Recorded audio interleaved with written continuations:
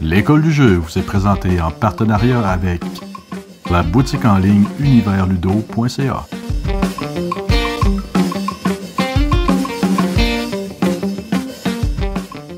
Hey, salut la gang, c'est JP pour l'école du jeu et aujourd'hui j'ai le goût de vous présenter un projet Kickstarter, mais pas un projet qui est présentement sur Kickstarter, mais plutôt un projet qui l'a été il y a plus d'un an et auquel j'ai participé à la campagne, ce qui m'arrive très rarement en fait, à quelques petites exceptions près, évidemment.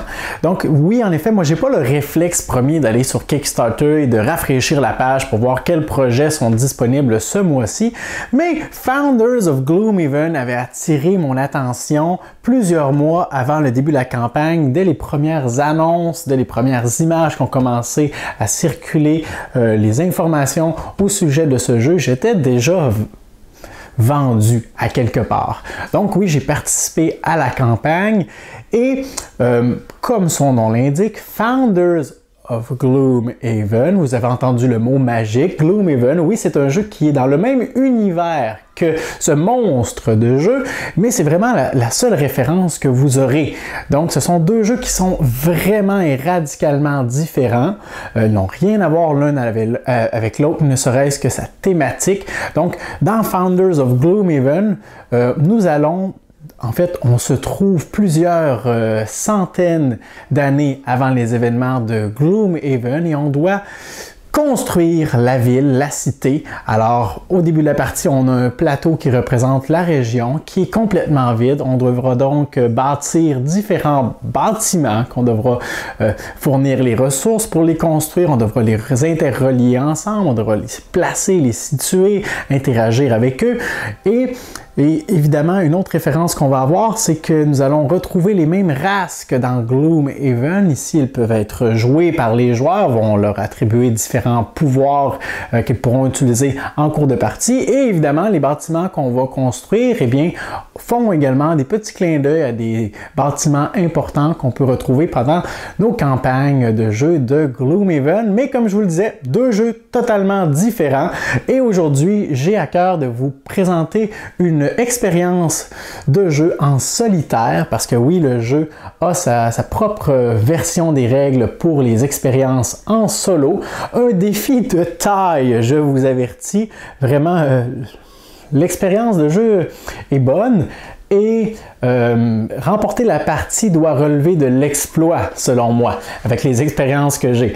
Alors aujourd'hui, je vous présente Founders of Gloomhaven en solitaire. Founders of Gloomhaven, bienvenue dans l'univers de ce jeu. Premièrement, on va, comme vous le savez, faire une partie en solitaire aujourd'hui, mais il y a quelques petites précisions que je dois apporter concernant les différences entre la version à 2, 3, 4 joueurs et la version en solitaire, mais je ne passerai pas à travers toutes les étapes et les distinctions là, de ces deux façons de jouer.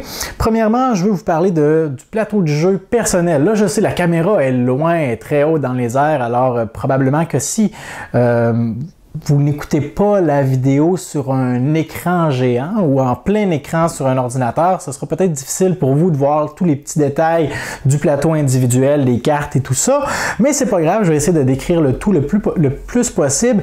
Le but et l'objectif principal de la vidéo, c'est vraiment de vous donner une espèce de feeling général du jeu, plutôt que d'analyser chacune des actions et des possibilités. Alors, on va vivre ça ensemble à travers une petite session de jeu en solitaire. Donc la première chose dont je vais vous parler, c'est le plateau individuel. Aujourd'hui, j'ai choisi la race des Quathrill parce que dans le livret de règles, il propose pour une partie en mode facile de commencer avec cette race-là, entre autres. Alors sur mon plateau de jeu, on retrouve 7 pièces d'argent. On retrouve aussi tous les marqueurs bleus que vous voyez là avec un marqueur à 0 point. Je me suis pris aussi une petite carte aide-mémoire qui est en fait une réplique de ce tableau, mais de façon un peu plus portative. Ça représente toutes les ressources qu'on peut récupérer et les liens qu'elles ont les unes avec les autres. On retrouve aussi 3 tuiles qui illustrent soit des barrières pour franchir les murailles ou des ponts pour franchir les rivières. On a ça juste ici. Également, 3 tuiles de maison qu'on pourra construire dans les forêts du plateau avec un ouvrier qui n'est pas disponible tant qu'on n'a pas fabriqué ou construit les maisons sur le plateau. On a également une habilité unique à notre race. Dans ce cas-ci, c'est que si éventuellement je débloque un de mes ouvriers et que je le place ici pour mon action principale, je vais pouvoir construire l'un des bâtiments avancés pour un coût réduit, tout simplement. Un coût réduit de 2 pièces d'argent. Ce qui est différent, premièrement, pour la mise en place, c'est que les races ne commencent pas avec une seule ou 2 ou 3 ressources de base. Le joueur commence avec toutes les ressources disponibles devant lui, du moins les 8 ressources de base. Alors, ce sont toutes les ressources qui sont à ma disposition au début de la partie, qui sont juste ici, alors que normalement, on en a un nombre beaucoup plus restreint et réparti à travers les joueurs. On n'aura pas nécessairement, en fait, besoin de jetons pour le vote, concernant les bâtiments prestigieux qu'on aura à construire, parce que normalement, c'est un vote qu'on fait avec les autres joueurs. Mais, je viens de me rendre compte que j'ai oublié d'apposer quelque chose juste ici, sur notre plateau. Alors donc, effectivement, puisqu'on n'aura pas de vote à réaliser, à la fin de chaque tour, on va devoir sélectionner une carte qu'on va pouvoir construire sur le plateau. Si on peut en payer le prix, alors celle de gauche est toujours gratuite, celle au milieu va coûter 2 influences temporaires et celle de droite va toujours coûter 2 influences permanentes. Je dis toujours, c'est faux, alors ça c'est le coût de base. Il est possible que les coûts augmentent, en fait, il n'est pas possible, il est obligatoire. Les coûts vont augmenter en cours de partie. Donc, puisque les joueurs commencent avec le joueur, on joue une partie en solitaire, le joueur commence avec toutes les ressources, on n'a pas besoin des petites cartes aide-mémoire ici avec toutes les ressources qu'elles font et les restrictions qu'elles contiennent. On peut mettre ça de côté, on n'en a pas besoin.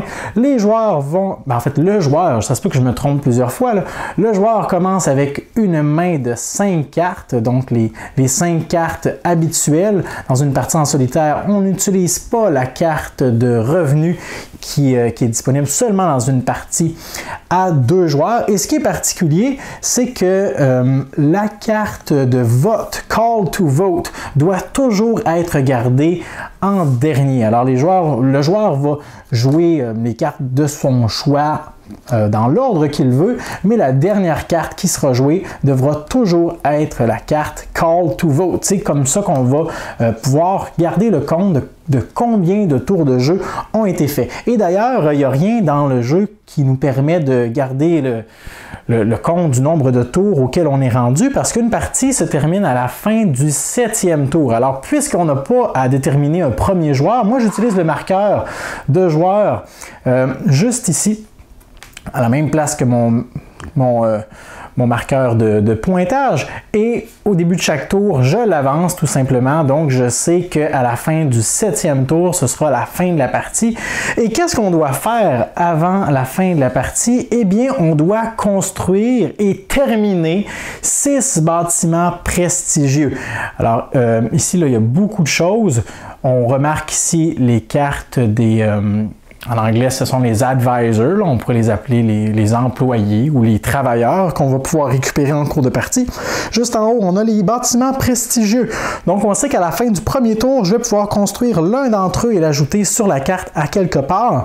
Par la suite, tous les autres vont décaler et on va placer une nouvelle carte disponible pour les prochains tours. Et chacun de ces bâtiments, eh bien, nécessite plusieurs ressources qui sont prérequises à sa construction.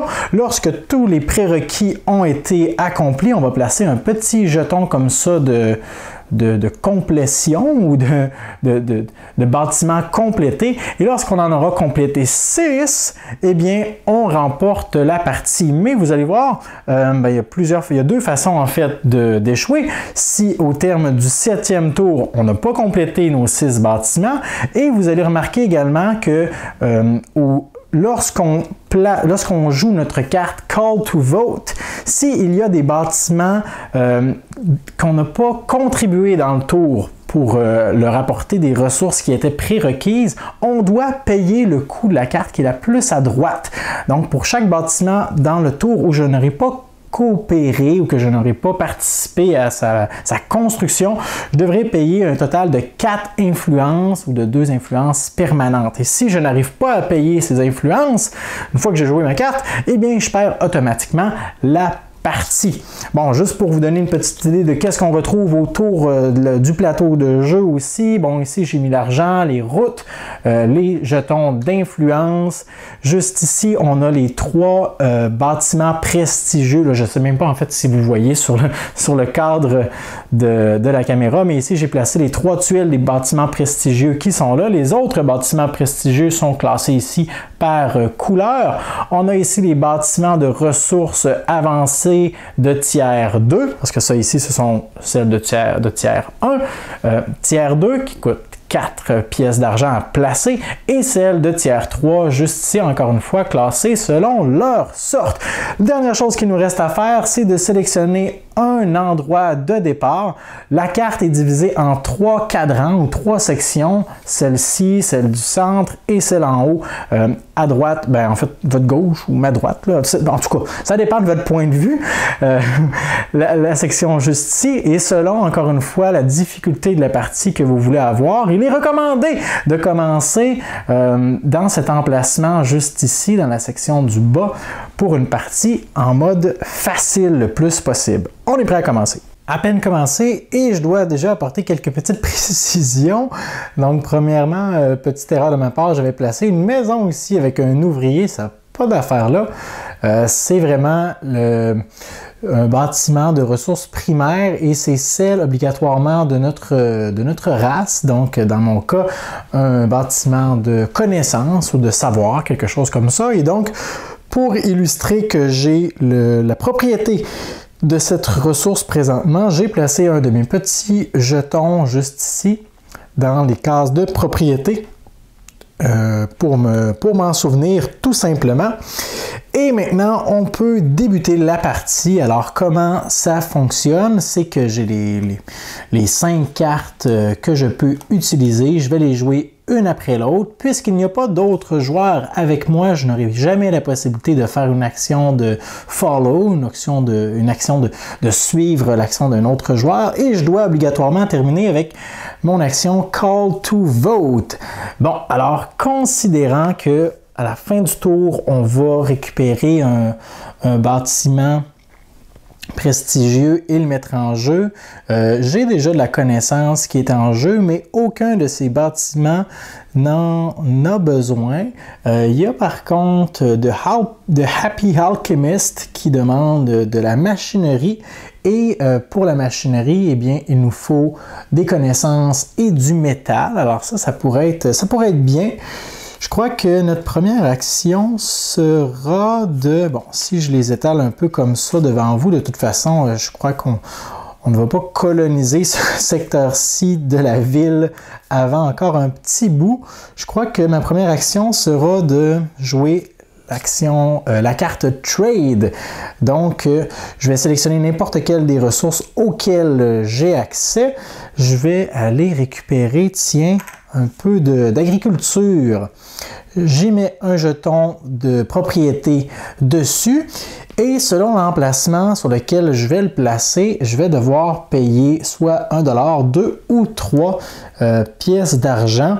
Et je crois que je veux le placer à quelque part d'assez accessible, mais en même temps pas trop dispendieux. Ouais, allons le placer ici. Puisque c'est un bâtiment de base de tiers 1, on peut les placer n'importe où sur le plateau. Là. À la limite, j'aurais même pu aller le placer tout en haut, juste ici, pas de problème. En fait, les seules restrictions avec ces bâtiments-là, c'est qu'ils ne peuvent pas être adjacents à un autre bâtiment d'où j'ai la propriété et qu'il ne peut jamais y avoir plus d'un bâtiment de la même ressource dans une même section du plateau. Alors, il ne pourra jamais avoir un deuxième bâtiment de connaissance ou d'agriculture dans cette section-ci du plateau. Alors, voilà, je l'ai placé. Maintenant, je dois payer le coût qui est associé à la zone. Dans une terre rouge, ça me coûte 1 pièce d'argent que j'ajoute ici dans la réserve. Et voilà, mon action est déjà terminé. Donc, on continue. Maintenant, qu'est-ce que je veux faire? Je pourrais... Ça, c'est intéressant. Avec... Ouais, je crois qu'on va faire ça tout de suite. Avec l'action Upgrade, il est possible, en fait, on a deux actions avec cette carte. On peut placer une route et construire un bâtiment avancé de tiers 2 ou de tiers 3, si on peut en payer le coût, évidemment. Donc, dans la situation où je suis présentement, si on regarde les possibilités pour construire un bâtiment avancé de tiers 2, j'ai présentement accès à l'agriculture et à la connaissance. Donc, la connaissance va me permettre de faire... En fait, la connaissance et l'agriculture peuvent me permettre de développer la lecture, je ne sais pas, ou l'histoire, je ne sais pas trop qu'est-ce que ça représente. L'agriculture et le métal, mais je n'ai pas de métal présentement, me permettrait la machinerie. Et la nourriture seule me permet la nourriture. Je crois qu'on va y aller avec le chemin le plus rapide, parce que la nourriture pourra nous servir un peu plus tard, alors que les livres présentement n'ont aucune utilité. Très bien. Donc, je dois placer ma route adjacente au bâtiment que je veux construire. Dans ce cas-ci, je veux construire celui-ci, le bâtiment avancé qui me permet de produire de la nourriture. Je peux placer ma route avant ou après. Bon, dans ce cas-ci, je vais la placer avant, évidemment, parce que les règles de placement sont un peu les mêmes. C'est que je dois placer mon bâtiment n'importe où sur la carte, mais il doit connecter à un bâtiment que je possède et qui me donne la ressource qui est prérequise à sa construction. Et encore une fois, le bâtiment ne peut pas être adjacent directement. Donc, il doit être connecté, mais pas adjacent à quelque chose que je possède déjà. Donc, sachant cela, je crois que je vais placer ma route juste ici, comme ça, et que je vais venir placer mon bâtiment de nourriture comme ceci. Voilà. Et ce que c'est beau ça. Donc, je dois placer un petit marqueur payer 4 pièces d'argent à la banque. Et puisque c'est la première fois, bon, on va faire quelques petites précisions. Alors, j'ai déjà oublié quelques trucs. Lorsqu'on prend possession d'une ressource pour la première fois dans la partie, on doit, en guise d'aide-mémoire, placer un petit jeton juste ici pour s'en souvenir. Donc, au tour précédent, j'avais accès à l'agriculture et on augmente notre revenu de 1 si c'est la première fois qu'on y a accès. Donc là, je viens de placer ma ressource de nourriture. Donc, je place un petit jeton ici pour dire que c'est moi le propriétaire de cette ressource et j'augmente mon revenu de 1 puisque c'est la première fois que j'y ai accès dans la partie. Et qu'est-ce qui m'a permis de le construire? Eh bien, c'est que le prérequis qui est là, qui est présentement de l'agriculture, est rempli parce que je peux faire un petit chemin en partant de ma ressource en passant par les routes et me rendre au bâtiment qui est juste là. Donc, dans la petite bannière, on voit que ça me donne un point au premier tour. C'est bien parti. Donc, voilà, c'est complété pour cette action. Maintenant, je crois que je vais aller recruter un personnage. Donc ici, on a les 4 personnages qui sont présentement disponibles, tous des personnages de niveau 1. Et pour les recruter, on doit prendre en considération 2 détails importants. Premièrement, leur coût, 1$, 1$, 2 et 2. Et aussi les ressources qu'il est nécessaire d'avoir en notre possession pour les récupérer. Alors ça, c'est une chose que je n'avais pas remarqué ou que je n'avais pas jeté un œil là-dessus avant maintenant. Présentement, il y a seulement le Ring Leader que je peux posséder parce que le berger me demande d'avoir du bétail, j'en ai pas. Celui-là, des diamants, j'en ai pas. De la roche, j'en ai pas. Mais ici, de l'agriculture.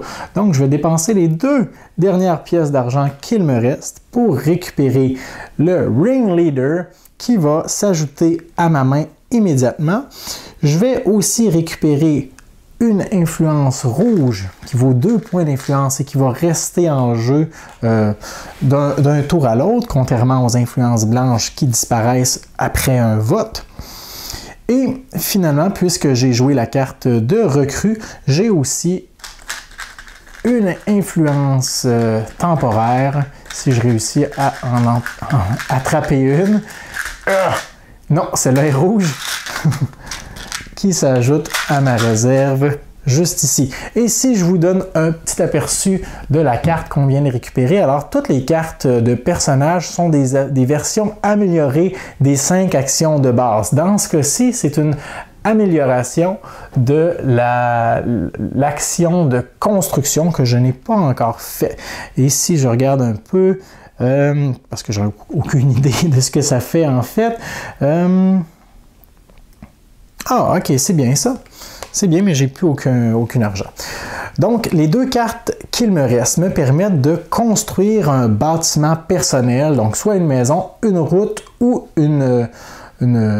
voyons, j'oublie toujours une frontière, là, si on veut. J'oublie le nom en français, là, en anglais c'est gate, là, pas un pont, mais une espèce de pont-levis ou de rempart, si on veut, pour traverser les murailles qui sont là. Mais pour ça, il faut que je paye. Et chacun de ces bâtiments coûte 4 pièces d'or, 3 si j'utilise cette carte-là, mais présentement, il m'en reste 0. Alors, ce que je peux faire dans un tour, au lieu de jouer une carte face visible, je peux, comme ça, oui, je peux la jouer face cachée et réaliser l'une des actions de base, soit récupérer une pièce d'argent, une influence temporaire, placer une route ou utiliser l'un de mes personnages, si j'ai placé une maison, pour activer un pouvoir de race ou un pouvoir de bâtiment prestigieux qui est en jeu. Alors, c'est ce que je vais faire. Je vais aller aussi récupérer une influence temporaire. Cette carte que je viens de récupérer est super, mais présentement, elle ne me sert à rien parce que j'ai pas assez d'argent. Donc, je vais la jouer face cachée, comme ça. Et je vais... tiens, disons, récupérer une pièce d'argent que je vais ajouter juste ici.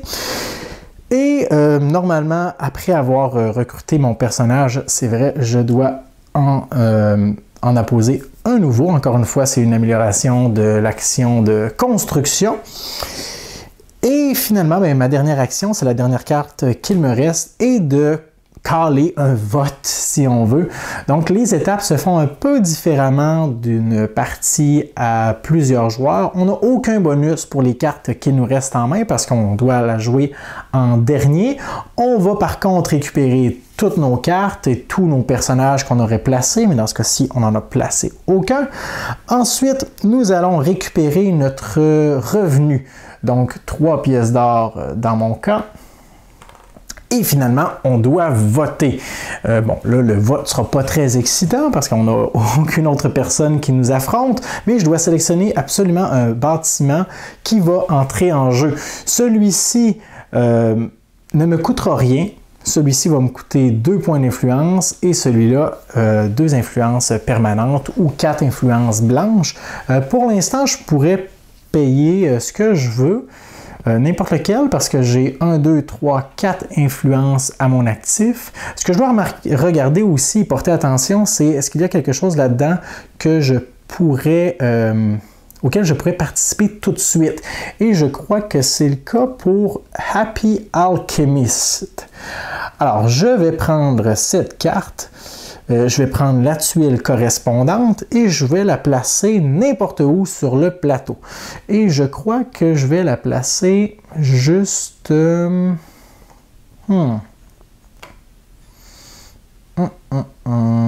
crois que je vais la placer juste ici. Ça, c'est-tu bon, ça? Ouais, je crois que c'est bien. Je vais essayer de voir ce qui serait disponible pour les prochains tour. OK, ouais, je crois que je vais aller comme ça. Alors, pour les bâtiments prestigieux, les règles de placement, c'est pas compliqué, c'est qu'ils peuvent aller n'importe où sur la carte. Pas de problème s'ils sont adjacents à des bâtiments qu'on possède déjà, alors je peux faire ça, en fait, c'est encore mieux. La seule restriction, c'est qu'il ne pourra jamais y avoir un autre bâtiment prestigieux de la même forme et de la même couleur dans cette section. Alors, par exemple, ici, Golems and Gizmos ne pourra pas être dans cette section du plateau. Si ce bâtiment arrive en jeu, je devrais le placer ailleurs. Donc voilà, c'est fait. Première chose qui se passe lorsqu'on place un bâtiment en jeu, c'est qu'on va venir placer un petit jeton neutre sur le bâtiment. Ça représente qu'on doit contribuer avant le prochain vote à la construction de l'une des étapes de ce bâtiment, sans quoi on va devoir payer une pénalité. Et comme je le disais tantôt, la pénalité est égale au coût qui est demandé pour la carte la plus à droite. Dans ce cas-ci, 4 influences, ce qui est assez énorme. La carte correspondant au bâtiment qu'on a placé en jeu est disponible maintenant. On va la mettre juste ici. Je ne sais pas si vous la voyez très bien, mais c'est une carte maintenant qui va être disponible pour nous d'aller y placer un petit ouvrier pour effectuer son action spécifique si et seulement si on a déjà et préalablement contribué à sa construction. Présentement, ce n'est pas le cas, mais je n'ai pas terminé mon tour. Ensuite, nous allons décaler les cartes qui sont ici vers la gauche. Donc, celle-ci est maintenant à un coût réduit. On prend une carte du dessous du paquet qu'on va venir apposer dans l'emplacement qui est libre. On vérifie si les formes des bâtiments sont toutes différentes. C'est le cas. Alors, on laisse ça comme ça. On va placer un jeton ici pour se rappeler de la poser une fois que le bâtiment va être construit. Et ensuite, on regarde le bâtiment qu'on vient de placer sur notre plateau, l'alchimiste joyeux. On regarde, est-ce qu'il y a, donc une fois que toutes ces étapes ont été faites, est-ce qu'il y a l'une des ressources qui peut être livrée tout de suite et immédiatement au bâtiment? La machinerie, non. Les joyaux, non. L'agriculture, oui, juste ici. Alors, on voit que l'agriculture est connectée directement. Lorsqu'il y a une livraison qui se fait de cette façon, on retire le cube qui était neutre sur le bâtiment et on va le remplacer par l'un de nos cubes sur la ressource qu'on peut livrer. Dans ce cas-ci, une agriculture, et on va marquer le nombre de points qui est inscrit, dans ce cas-ci, 1 point. Voilà, alors c'est comme ça qu'un tour de jeu fonctionne. Par la suite, eh bien, on commence le deuxième tour. Donc, on va déplacer notre petit marqueur. Vous comprenez maintenant pourquoi c'est important de garder le compte des tours, même si normalement, logiquement, au terme du 6e tour, il devrait y avoir 6 bâtiments prestigieux en jeu parce qu'on en met toujours un à la fin de chaque tour. Mais moi, j'aime bien avoir un petit rappel comme ça, plutôt que de chercher, bon, quel bâtiment est un bâtiment prestigieux, lequel est blablabla. Comme ça, c'est beaucoup plus efficace, beaucoup plus rapide. Je récupère toutes mes cartes et on est reparti pour un tour. Chose importante à savoir, je vous parlais tantôt de nos personnages qu'on a recrutés. Lorsqu'on les joue face cachée pour l'une des actions de base juste ici, la carte est tout simplement mise dans la défausse et à la fin du tour, elle revient dans nos mains. Mais aussitôt en cours de partie qu'on va jouer l'un de nos personnages face cachée, il va être, à la fin du tour, une fois qu'on aura fait le vote, le personnage va être perdu. On va le placer, on va le retirer de la partie, tout simplement. Alors, il faut vraiment gérer nos personnages et les utiliser lorsqu'ils sont le plus efficaces possible. Alors, voyons voir les options qui s'offrent à nous pour ce deuxième tour. Voyons voir. Voyons voir. Donc là, on sait qu'on va vouloir contribuer à l'un de ces bâtiments d'ici au prochain tour. C'est toujours intéressant de voir s'il y a des ressources qui sont communes avec les deux bâtiments. Comme ici, on a les gemmes qu'on peut transformer en bijoux.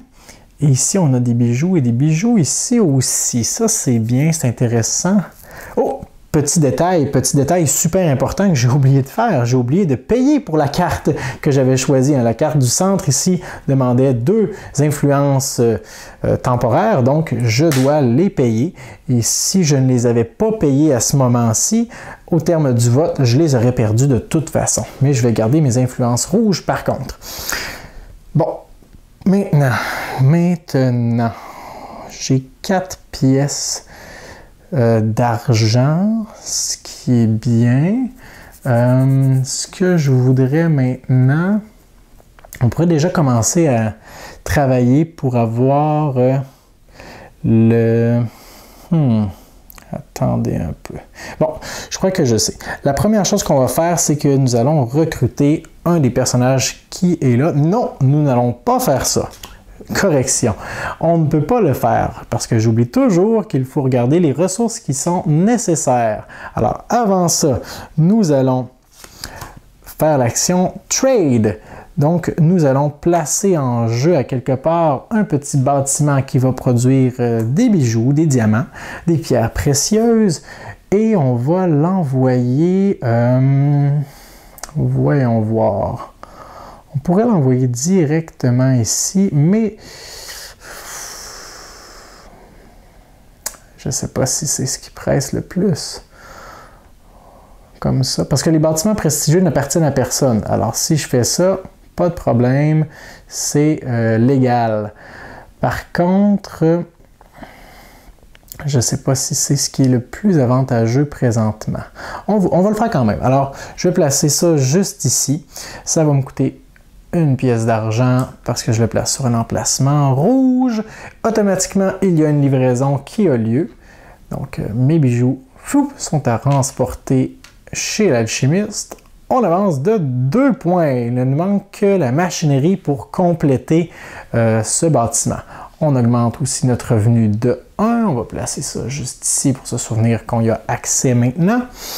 Et voilà, ça c'était notre première action. Il nous reste 3 pièces d'argent, ce qui n'est pas beaucoup, vraiment. Ça ne nous permettra pas de construire. D'accord. C'est pas catastrophique. Ce qu'on peut faire, c'est que nous allons aller recruter maintenant. Oui, c'est pour ça que j'ai construit mes bijoux.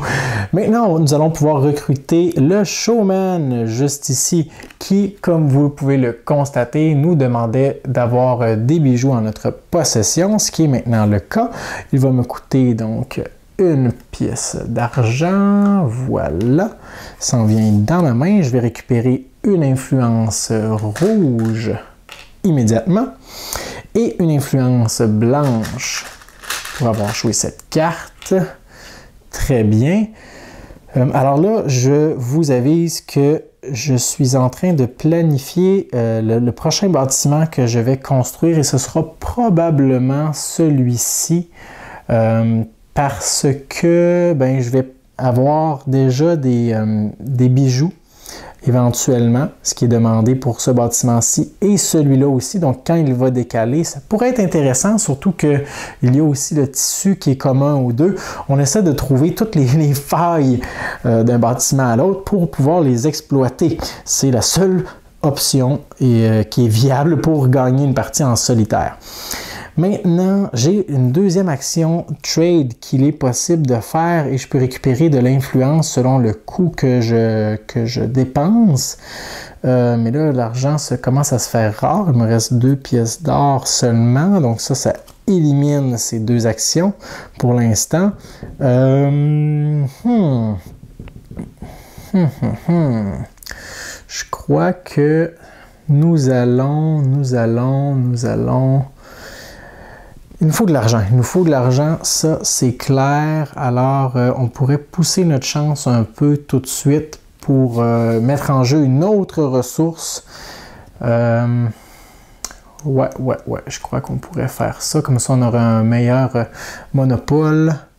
Quoique, il ne faut pas oublier qu'on est restreint dans cette section-là. Peut-être que je vais vouloir développer et coloniser le centre de la carte. Oh là là, j'aimerais tellement avoir votre opinion en ce moment. Pourquoi je me suis embarqué dans une partie en solitaire? Je réfléchis tout le temps beaucoup trop longtemps, puis la partie dure toujours trop longtemps. Mais là, ça, c'est une autre histoire. Si on met ça de côté, ça, pas tout de suite, ça, je pourrais le faire. Mais non, ça va coûter 4 pièces d'or, j'ai pas d'argent pour ça. Alors, pas le choix, je vais jouer cette carte comme ceci, et je vais aller récupérer une pièce d'or. Ensuite, cette carte-là, oui, c'est vrai, ça nous donne de l'influence équivalente à la moitié du coût arrondi vers le haut de l'argent payé. Alors, si je veux faire cette carte-là, idéalement, je dois faire un... OK. J'ai envie de la jouer tout de suite. Ouais, je suis fou comme ça, moi. Nous allons aller mettre en jeu immédiatement une tuile qui produit du métal. Et on va la placer... Où est-ce que je la place? Dans une zone rouge. Ouais, une zone rouge, mais laquelle? Ça, c'est la question. Parce que ça commence à être éloigné. Bon, il ne faut pas que ça touche à quelque chose que je possède déjà. Donc, je pourrais...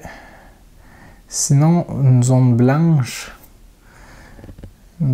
ça coûte 2. OK, on va l'essayer. Je vais le mettre dans une zone blanche. Je vais la mettre juste ici. Ça me coûte donc 2 pièces d'argent. Et automatiquement, ça me donne une influence blanche en compensation. Et cette carte-là va être retirée de la partie. Je vais la mettre face visible en dessous. Non, sinon je vais l'oublier. Je vais la mettre juste ici. Voilà. Et donc, j'ai récupéré la propriété du métal. J'augmente mon revenu de 1. Je suis censé être à 5. Ça va bien pour ça. Je peux toujours pas construire de bâtiment personnel. Alors, on va placer ça comme ceci. Je crois que je vais récupérer une route. Voilà. Comme ça, pour connecter mes connaissances avec mon métal, parce que si vous voyez un petit peu où je veux m'en aller, connaissances et métal, ça fait de la machinerie que je vais pouvoir placer, machinerie, que je vais peut-être pouvoir placer... Non, oui, je vais probablement pouvoir placer comme ça éventuellement et amener ces ressources-là jusqu'à notre alchimiste joyeux, ce qui va compléter notre premier bâtiment. Mais ça reste encore à voir si ce sera possible. Donc, ici, je ne peux pas placer de bâtiment présentement avancé parce que j'ai même pas 4 pièces d'or, donc pas le choix de la jouer de ce côté. Je vais aller récupérer une pièce pour me donner un peu plus de possibilités au prochain tour. Et ma dernière carte, j'ai pas le choix, c'est le vote. Alors, je commence par mon revenu, 5 pièces d'argent. Ça va faire du bien. 1, 2, 3, 4, 5. Ça vient s'ajouter à mes réserves. Je récupère toutes mes cartes, mes travailleurs. Par la suite, on passe au vote. Je vais dépenser 2 influences blanches pour construire le troubadour traveling, c'est voyageur, le troubadour voyageur. Donc, c'est la tuile qui est juste là. Et où est-ce que je l'envoie, celle-ci? On va avoir besoin de quoi? Des bijoux que je vais pouvoir récupérer bientôt. Des joyaux, quelque chose comme ça. Du bois, j'y ai pas accès encore. De la brique. Pour de la brique, il faut de la roche et de la population. De ressources que je n'ai pas. Et du tissu. Du tissu, il faut la machinerie et des vaches. Bon, alors ce ne sera pas encore un petit bout avant que je complète ce bâtiment. On pourrait le mettre un peu plus éloigné pour nous donner là, la possibilité de nous y rendre éventuellement. Ça, c'est peut-être un peu loin, par contre. Là. Ouais. J'essaie de le placer de façon à ce que ça ne nuise pas trop à notre développement. Comme ça, c'est bien. Ouais, ça, j'aime ça. Très bien. Alors, je l'ai mis en jeu. Notre carte est maintenant disponible ici. On va tout simplement venir dévoiler une nouvelle carte sous le paquet. C'est Greymar Estate. Donc, même couleur, mais forme différente, pas de problème. On peut aller la récupérer ici. Puis c'est quoi l'autre? C'est Comfort and Class. Où est-elle? Où est-elle? Ah, je suis même pas dans la bonne couleur. Voilà. Oh, j'ai pas récupéré la bonne ici non plus. Pardonnez-moi, pardonnez-moi. Voilà. J'ai payé pour les cartes, j'ai mis ça ici. Il n'y a aucune livraison, mais avant ça, c'est vrai, avant d'avoir choisi la carte et tout ça, aussitôt qu'on joue la carte de vote, on doit regarder les bâtiments qui sont déjà en jeu. Est-ce qu'il y en a qui ont des jetons de neutre? Alors à ce moment-là, celui-là n'était pas en jeu et il n'y avait pas de jetons neutre, alors je n'avais pas de pénalité. Pour cela, c'est la fin du tour, je récupère tout ça et on commence le 3e tour de jeu. Mais là, on a un peu plus de pression parce qu'on commence le tour déjà avec un jeton neutre. Et évidemment, pour ajouter à la difficulté, une fois qu'on a terminé notre vote, tous les bâtiments prestigieux qui ont encore des ressources disponibles vont avoir un petit jeton comme ça, neutre, qui vont leur être ajoutés dessus pour nous presser à participer à la complétion ou à la construction de ou la finalisation de ce bâtiment. Donc là, il faut terminer l'alchimiste ce tour-ci et commencer la construction de notre troubadour voyageur. Donc, voyons voir ce qu'on peut faire ce tour-ci. On a perdu une carte, hein, un personnage, lors du dernier tour. Mais cette fois-ci, on a beaucoup d'argent. On est de retour à 7 pièces d'or. Donc, ce qui presse, c'est la machinerie et les bijoux, les joyaux. Donc, je crois que nous allons commencer par régler le cas de la machinerie. Tiens, est-ce qu'on a quelque chose là-dedans qui pourrait nous être utile? Ça serait bien, mais j'ai pas de roche. Ça, c'est bien, mais c'est trop cher. On va y aller avec la carte Upgrade. Donc, je peux placer une route quand je veux et le bâtiment de mon choix, pourvu que je puisse avoir les prérequis qui sont demandés. Donc, je vais payer 4 pièces d'argent. Je peux placer ce bâtiment-là où je veux et obligatoirement, je dois placer une route qui y touche. Par contre, et là, oh non, c'est vrai, je suis un peu mal pris. Parce que je ne peux pas placer mon bâtiment ici parce qu'il est adjacent à celui-ci. Oh là là, ça va être un peu plus difficile que prévu. Est-ce que je peux le faire? Je crois que je peux même pas. Parce que si je mets ça ici et que je place ça là, on est dans la même situation. Je suis adjacent à celui-là. Bon, on va tout simplement retarder un peu le plan de match, mais ne vous en faites pas. Rien n'est perdu. Je vais récupérer mon argent. On met ça de côté pour l'instant. Donc, première chose qu'on va faire, il faut sortir du pétrin. Qu'est-ce qu'on fait? Qu'est-ce qu'on fait? Oh là là! Une chose que j'ai oublié de préciser aussi, c'est que les ressources vont traverser sur les routes, mais elles sont bloquées par les bâtiments. Donc, présentement, mes diamants qui sont là peuvent se rendre dans ce bâtiment-ci, mais ils ne se rendent pas plus loin. Là. Comme ici, mon agriculture peut passer par la route qui est là, pour venir ici, pour venir là, mais elle est bloquée par le bâtiment qui est là. Je devrais placer une autre route juste ici pour commencer à distribuer la nourriture dans cette zone.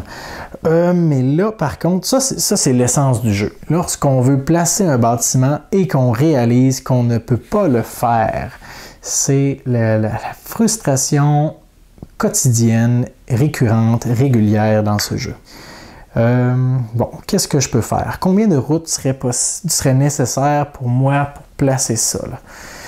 À moins que je place un bateau. Pas un bateau, mais un pont. Ah, mais il faudrait que je déplace ça par contre. Un ici, un là, puis ça ici. Oh là là! Quel casse-tête, quel casse-tête. Ou si je veux le placer à quelque part, ce serait là. Ça, c'est beaucoup trop loin. Et si je veux le placer ici, beaucoup trop loin aussi. Bon, c'est pas grave. C'est pas grave. On va y aller avec, avec ce qu'on peut faire. Donc, ma première action va être de jouer Construction. Pour la première fois de la partie, je vais construire un de mes bâtiments personnels avec un rabais de 1 pièce d'argent, donc pour seulement 3. Et je vais placer un pont que je vais amener juste ici. Voilà. Alors, dans une partie à plusieurs joueurs, on est les seuls qui peuvent utiliser les ponts de notre couleur, mais là, puisque je suis le seul à mettre la main à la pâte pour construire Gloomhaven, eh bien oui, j'ai bonne espérance que je peux l'utiliser. Donc, présentement, mes ressources, mon métal peut traverser sur ce pont, mais pas encore pour ce qui est de mes connaissances. Donc voilà, ça c'est terminé pour ça. Maintenant, là, je crois que je peux le faire. Oui, je vais jouer mon upgrade. Donc, je peux placer une route et un bâtiment de mon choix, un bâtiment avancé. Je vais commencer par placer ma route. Non! Ma route doit... Attendez. Elle doit connecter à mon bâtiment. Je vais aller vérifier quelque chose dans les règles. Si connecter, ça veut dire qu'il faut qu'elle touche immédiatement.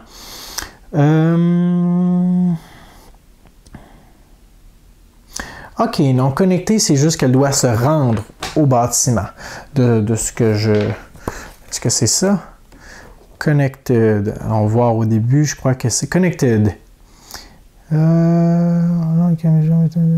donc c'est ça, exactement. Alors, elle doit connecter, ça veut dire qu'elle doit se rendre au bâtiment que j'ai construit par un chemin de route continu ou de pont.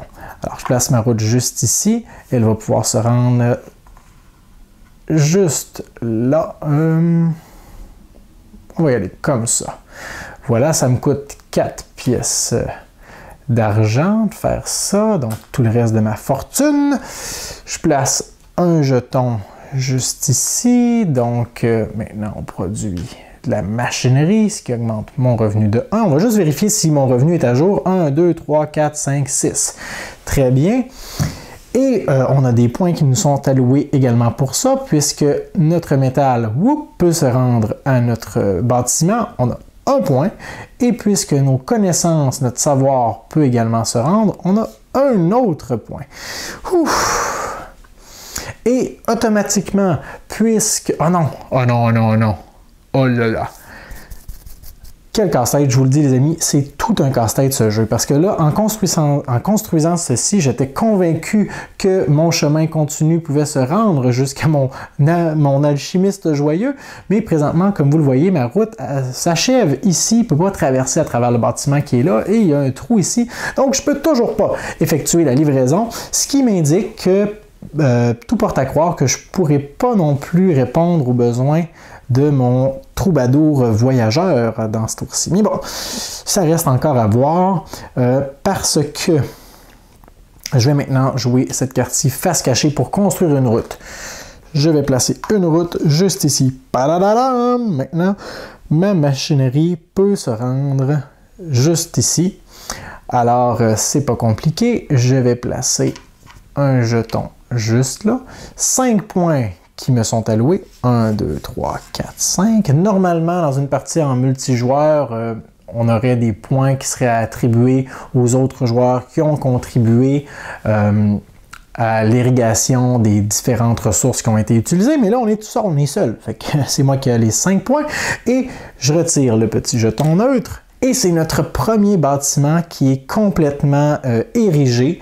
Donc, je vais placer un petit jeton juste ici pour me rappeler que l'alchimiste joyeux a maintenant son repère qu'il peut utiliser. Et c'est vrai, même si le bâtiment n'avait pas été complété, je peux en tout temps avoir accès au pouvoir qui est là. En tout temps, en fait, tant que j'ai construit une maison, ce qui n'est pas le cas encore pour le moment. Pour ce qui est de la carte du troubadour, ben, il faut au moins que j'aille contribuer, ce qui n'est toujours pas le cas présentement. Et là, il me reste seulement 2 actions à faire. Et je me demande si je vais réussir à faire une livraison. Oui, c'est possible. C'est toujours possible. Je vous le dis, les amis, il faut avoir la foi. Bon, ce ne sera pas le meilleur move, le move du siècle, mais on va le faire quand même pour se sauver la peau. Je vais jouer cette carte face cachée pour aller me chercher une pièce d'argent. Poup! Et je vais jouer Trade pour aller chercher une ressource de base. Je vais aller chercher du bois que je vais placer sur un emplacement rouge. Juste ici. Attendez un petit peu, on va regarder le bois, ça sert à quoi? Du cuir et c'est tout. Seulement du cuir. Est-ce qu'on a quelque chose qui va demander du cuir éventuellement? Non. Alors, on peut très bien mettre le bois là, dans un petit secteur isolé. On pourrait même le mettre ici, comme ça. On se garde un peu d'espace autour. Ou même juste ici. Oh, mais si on met ça là, ça coûte bien trop cher. On va le mettre sur du rouge. Ça me coûte donc une pièce d'argent. Automatiquement, j'ai une livraison qui est effectuée. Du bois pour la hutte ou l'estrade du troubadour, ce qui enlève notre petit jeton neutre et qui me donne un total de 2 points. Ouh, je croyais pas qu'on allait y arriver. C'est bien réussi tout le monde, c'est bien réussi. C'est grâce à vous. Tout ça est grâce à vous. Ma dernière action, le vote. Alors, il y a une étape que j'oublie toujours avec le vote. C'est quoi d'abord? Il n'y a pas de bonus. On récupère nos cartes. Non, ok, je crois que j'oublie rien. Là. Ah oui, c'est vrai. On regarde, est-ce qu'il y a des bâtiments qui ont des jetons neutres dessus? Non. Alors, on n'a pas de pénalité à payer. Par la suite, on regarde les bâtiments qui ne sont pas complétés et on leur met un jeton neutre. Voilà. Ensuite, on vient voir juste ici les bâtiments qui sont disponibles. On en choisit un. Mais c'est là que ça commence à devenir un peu agaçant parce que celui-là est gratuit depuis le début, mais j'ai rien pour l'instant pour m'aider à le faire. Alors, je crois qu'on va le garder dans cette case. On va utiliser une influence rouge, ce qui équivaut à 2 influences. Oh! Ça, c'est une petite règle qu'il est facile d'oublier. OK? Alors, dès qu'on a un bâtiment qui est complété, qu'on a un petit jeton ici de bâtiment complété, on augmente la difficulté parce que c'est pas assez difficile, voyez-vous. Et les coûts des cartes qui sont au centre et à droite sont augmentés à chaque fois qu'on complète un bâtiment. Alors maintenant, ça va coûter 3 influences et ça va en coûter 6. Oh là là. Bon. Alors, cette carte-ci, mais celle-là est toujours gratuite. C'est pour ça que c'est de plus en plus tentant, mais on va y aller avec Comfort and Class. Je vais donc payer 4 influences. Est-ce que j'en regagne une temporaire? Ça, c'est une bonne question. Je crois que oui. Sauf que je dois l'utiliser comme avant le prochain vote, sinon je vais la perdre. Donc voilà. Maintenant, c'est la carte que je choisis. Donc, on va venir placer ça à quelque part. Je vais venir mettre la carte ici. Là, je sais, l'ergonomie de l'espace de jeu n'est pas à son maximum, mais je veux essayer d'avoir le plus d'éléments possible en vue pour vous sur la caméra. En temps normal, j'installe les choses différemment. J'utilise même une deuxième table pour que tout soit bien aéré. On va distribuer une nouvelle carte. Une nouvelle forme encore, alors pas de problème. C'est The Sleeping Lion. On va aller le récupérer. Voilà. Où est-ce qu'on en était? Ah oui, il faut placer maintenant Comfort and Class. Là, j'ai comme ouvert un peu le chemin vers la zone centrale. Je pourrais la placer là, sauf que j'ai mes bijoux que je vais bientôt avoir accès ici. Alors peut-être que je voudrais plutôt garder ça à proximité. qualité. J'ai aussi mon tissu qui va s'en venir ici éventuellement, j'espère. Le tissu, à quoi ressemble? Oh là là, c'est gros le tissu! Pouf! Ok, ouais, c'est immense le tissu. On pourrait plutôt construire de ce côté-ci, faire un pont. Là, je réfléchis à voix haute. Ok, ouais, je crois que ça c'est bon. Donc, on va venir placer ça juste... Oh, c'est quelle couleur ça? C'est gris. Alors, le bâtiment doit être dans le gris. Ça, c'est une chose que j'ai oublié de mentionner, mais que... Oh, je n'ai je suis un espèce de tricheur. Donc, les bâtiments prestigieux ont des couleurs qui leur sont propres. Comme par exemple, ici, le Troubadour Voyageur, le nom du bâtiment est en rouge, donc une des cases du bâtiment doit toucher obligatoirement à une zone rouge.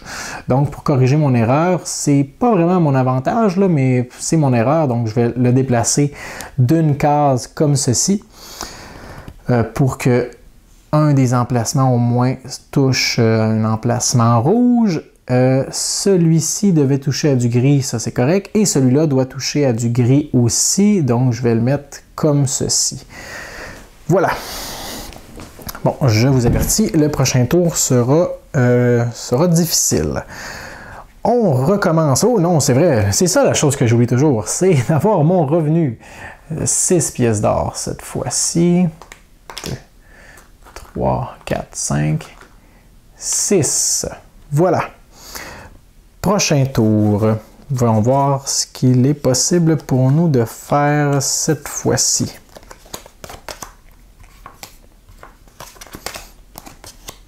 Oh. Bon, alors on n'a pas recruté de personnage au dernier tour, mais c'est pas catastrophique.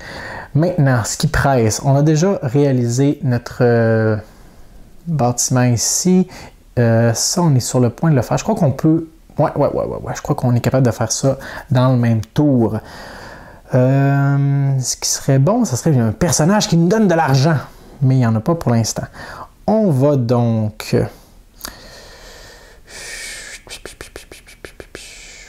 nous allons construire un bâtiment.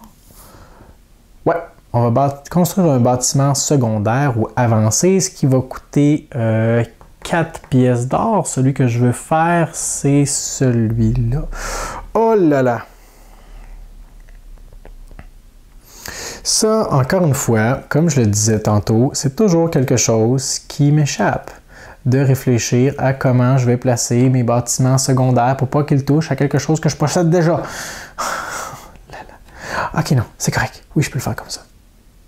Ça va marcher. OK, ça va marcher. C'est bon. Donc, je paye 4 pièces d'or. Voilà. Je veux construire ce bâtiment-ci. J'ai déjà payé.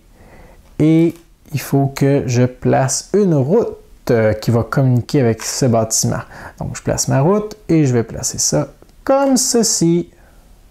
Voilà. Alors, pas de problème. Il touche au bâtiment prestigieux, mais le bâtiment prestigieux n'appartient à personne. Alors, c'est légal comme placement. C'est la première fois que j'ai accès à des bijoux, donc j'augmente mon revenu de 1. On est à 7. En passant, vous voyez peut-être le revenu augmenter comme ça. La piste arrête à 10, mais il est possible d'avoir un revenu plus élevé que 10. On fait juste utiliser un deuxième marqueur pour marquer, pour garder le compte de notre revenu. Et en plaçant ça ici, eh bien, j'ai un point parce que j'ai mon chemin qui peut se rendre jusqu'à mes diamants. Un point, voilà. Ça, c'est fait. Et ça a drastiquement réduit mes ressources, mes réserves d'argent, ce qui est un peu problématique.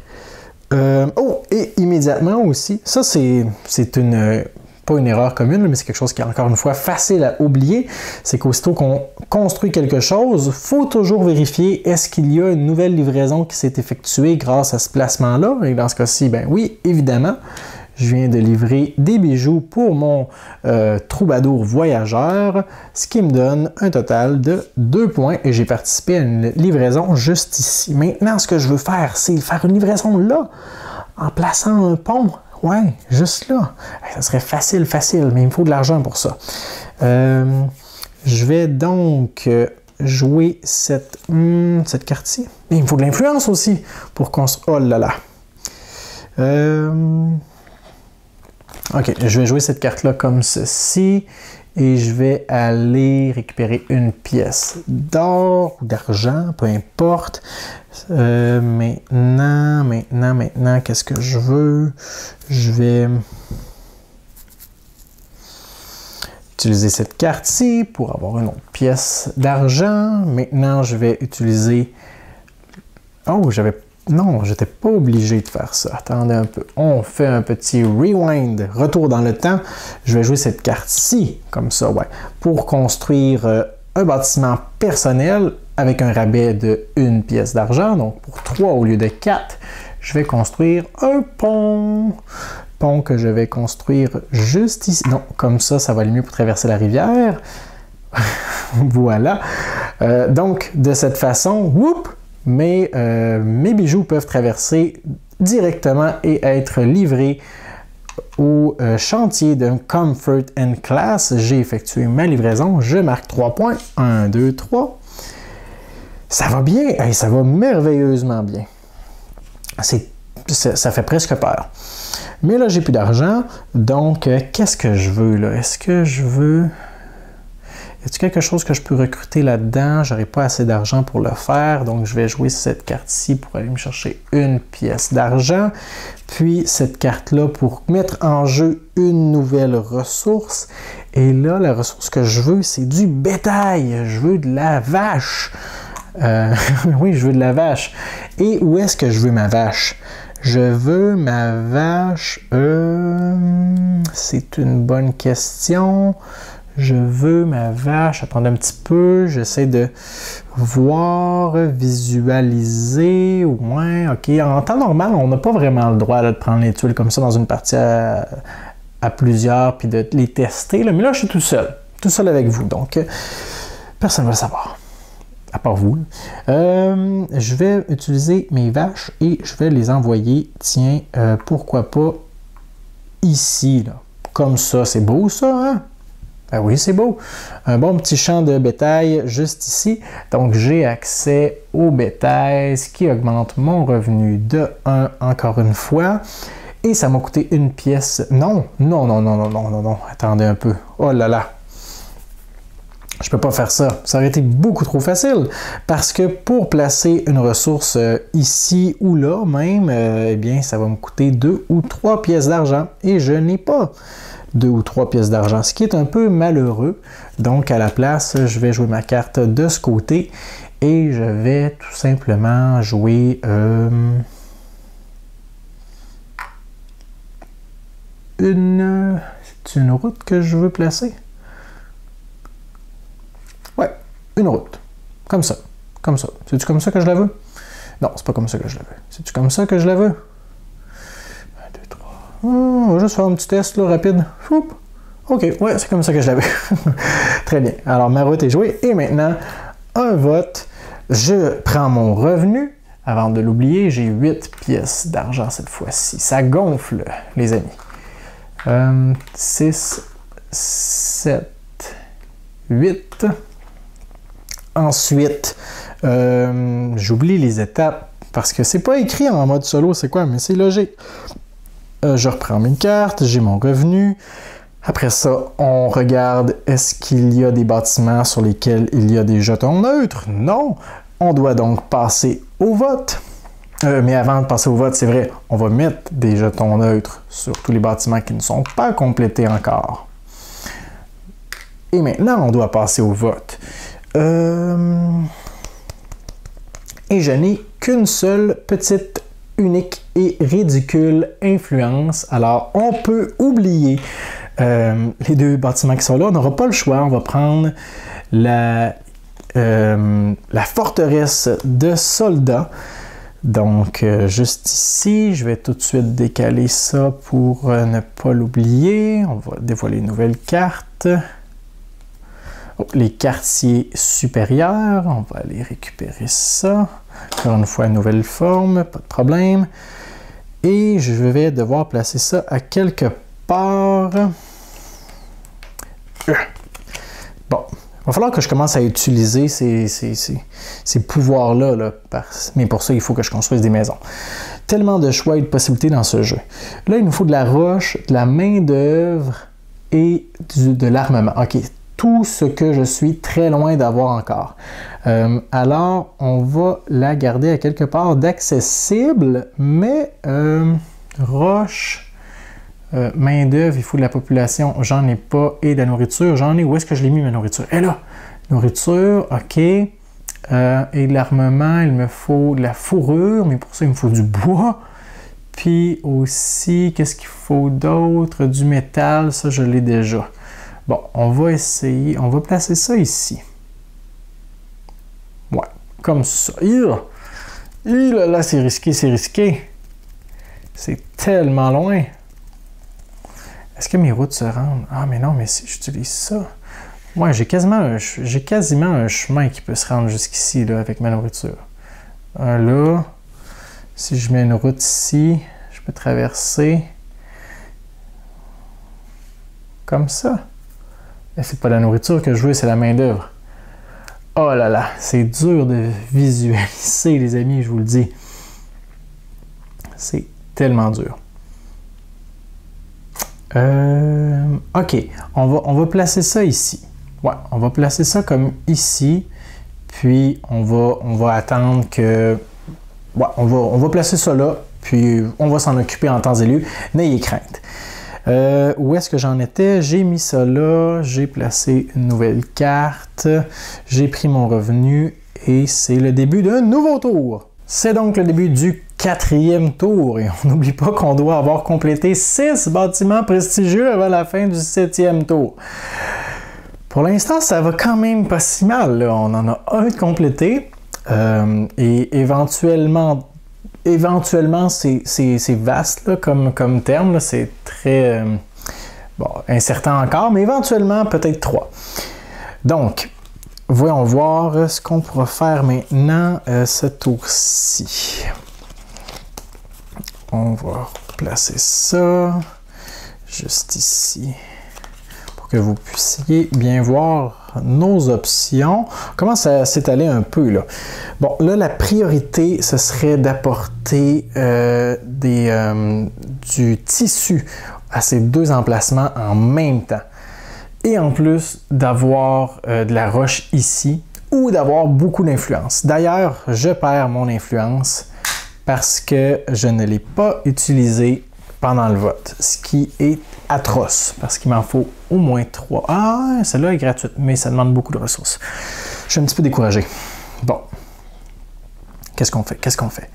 Du tissu, ça coûte 6 pièces d'argent du tissu. Et qu'est-ce qu'il faut pour avoir du tissu? Il faut la machinerie, ça c'est correct, elle est là, et il faut des vaches. Les vaches, oh c'est vrai, je ne les ai pas encore. Oups, je viens d'échapper mon jeton. Donc si je ne les ai pas encore, ça veut dire que j'ai un revenu de 7, donc ça veut dire que j'ai une pièce d'argent de moins.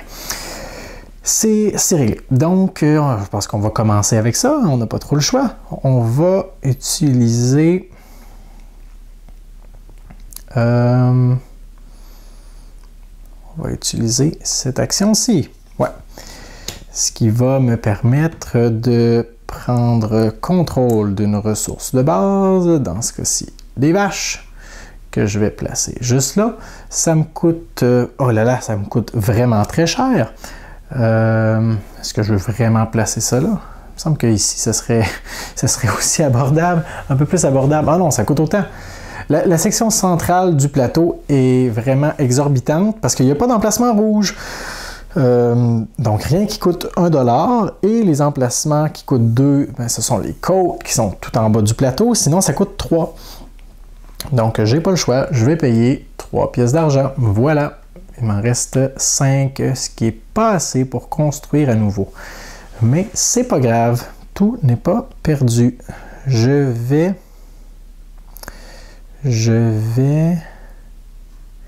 utiliser ça pour avoir une pièce d'argent. On tombe donc à 6. Je vais maintenant utiliser Upgrade pour construire un bâtiment avancé et une route. Donc, pour construire ce bâtiment-ci, ça me coûte 6 pièces d'argent. C'est assez dispendieux. Et je dois avoir accès à la machinerie. Machinerie juste ici, poum poum, et aux vaches, poum poum. Voilà. Et je peux placer une route. Et croyez-moi, je vais la placer. Oh là là.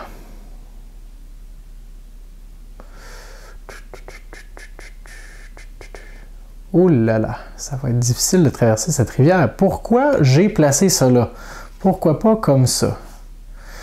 Oh là là. C'est ridicule. Qu'est-ce que je fais? Je ne pourrais pas faire un chemin de route tout le tour. Je crois qu'on n'aura pas le choix. Il va falloir construire un autre pont. Oh là là, je ne pourrai pas... On va aller et on va régler un problème à la fois, d'accord? Je vais placer ça ici.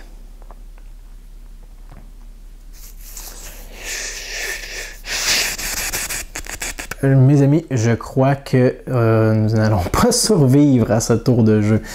Parce que le problème, c'est que je dois répondre aux demandes qui sont créées présentement. J'avais bonne espérance de pouvoir apporter du tissu là et là. C'est pas un problème pour l'apporter juste ici, là. Je peux facilement le faire. Le problème, c'est de l'apporter jusqu'au troubadour voyageur.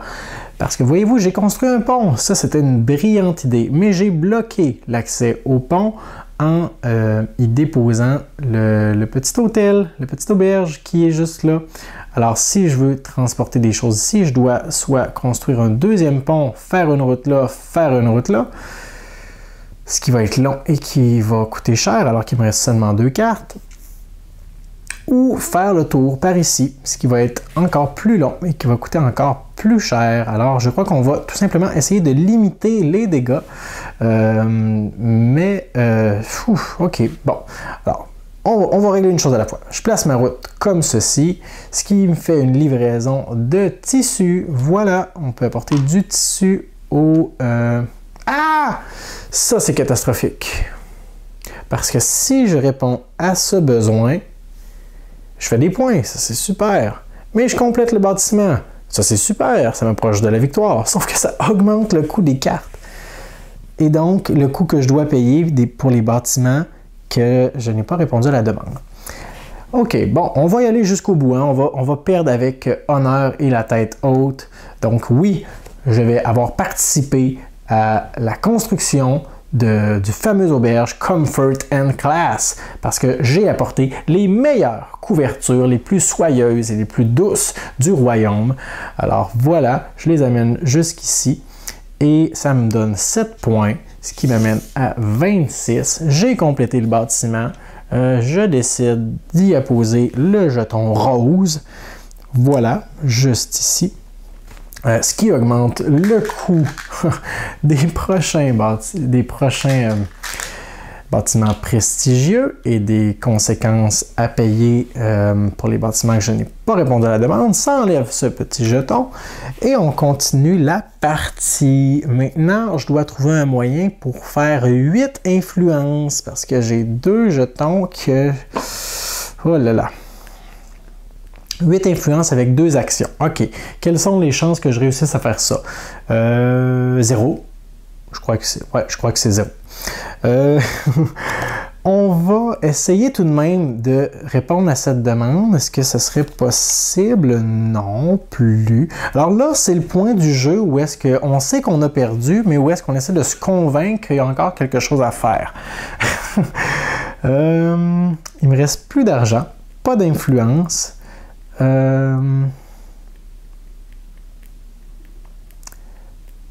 me reste... Ah, j'aurais pu faire ça. Ça, c'est une autre chose. Ah ben non, j'aurais pas pu le faire. J'étais sur le point de dire que j'oublie toujours mon pouvoir de race, sauf que pour faire ça, ben, il faut que j'aille construire une maison et j'ai décidé de ne pas en construire pour l'instant.